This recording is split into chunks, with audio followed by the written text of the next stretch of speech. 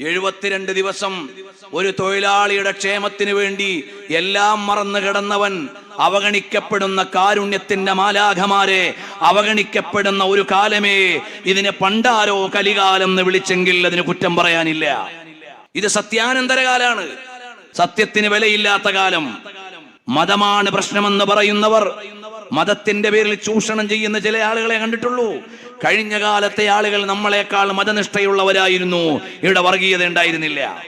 ഇവിടെ മതമല്ല പ്രശ്നം, മതത്തിന്റെ പേരുകൊണ്ട് ചൂഷണം ചെയ്യുന്ന ചില ആളുകൾ, അവരാണ് പ്രശ്നം. അവർക്ക് കാരുണ്യത്തിന്റെ മനസ്സുകൾ നശിച്ചുപോയി.